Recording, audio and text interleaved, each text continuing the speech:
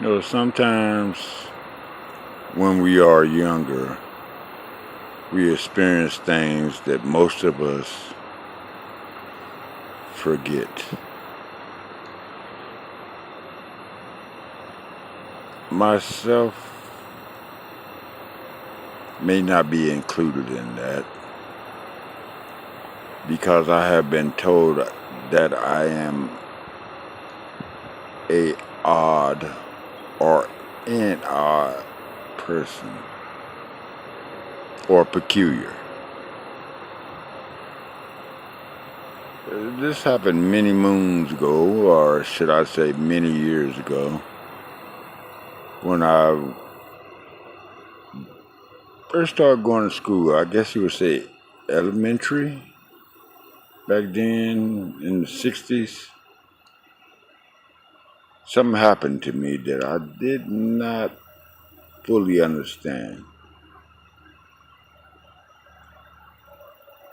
I guess you would say it was my first negative racial experience that I did not realize at the time. You know how you're in school and they do them watercolor paintings on this big roll out white sheet of paper. They just roll it across the floor and have all the kids go up there and draw on it. This particular drawing was in a school where the school was called P.F. Stewart Elementary in a place called San Antonio.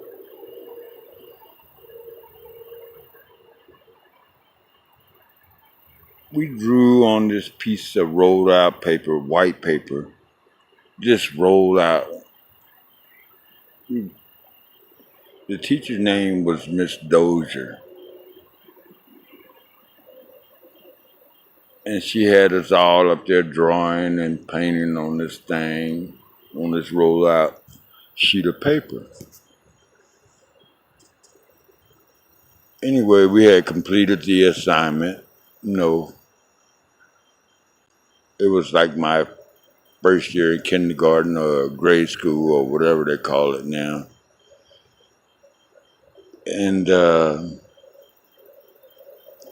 I was kind of proud of my little artwork. I was very proud. And this girl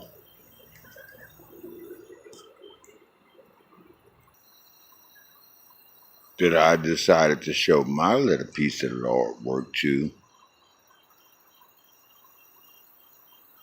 she had yellow hair. As I was saying, she had yellow hair. And she had this, well, at the time I didn't realize that her skin was white. My teacher name was Miss Dozer. I don't know if I stated that, but she had this fire engine red hair, like Lucille Ball. I mean, just red, red, red. And had the most palest color skin. That was my teacher, Miss Dozer. So that this little white girl had the yellow hair, which she had pale white skin, or what I believe to be pale white, no color. And I was thinking, I'm gonna show this kid my little drawing. Didn't even take into account that this was a female or a male. I just wanted to show somebody. So I pointed out my drawing. And as we were down there looking at these drawings, or my drawing, the teacher, Miss Dozer, I guess she must have crept up on me behind me and I didn't have a chance to move. She struck me in my rib cage on my right hand side. All I could do, I felt the air go out. I was like, ooh, this hurts. This hurt a whole lot. I curled up into a fetal position. what I know now to be a fetal position.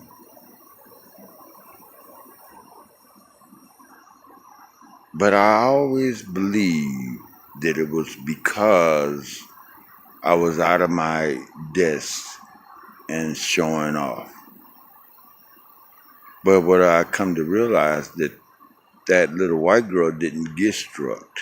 This was in the time period, it was like 1966 or somewhere around about there, when the schools in San Antonio had become integrated. This was like my first year. Talking about spiritual correctness. It wasn't the second school year, or perhaps more likely the third or the fourth year that I was at this particular school, Pierre Stewart Elementary, San Antonio, Texas, that this teacher came back, and she was like my fourth grade teacher,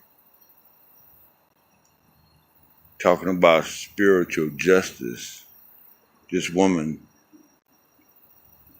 had a stroke.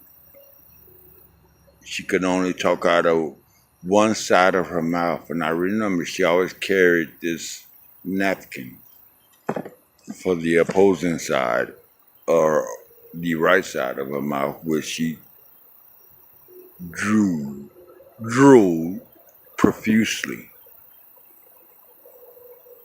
And even at that time, in my age, or my young age, I realized that this was a spiritual justice that was carried out upon her. I did not fully understand that. I just thought of it as a recompense at this time for what she had done to me when I had done nothing to her.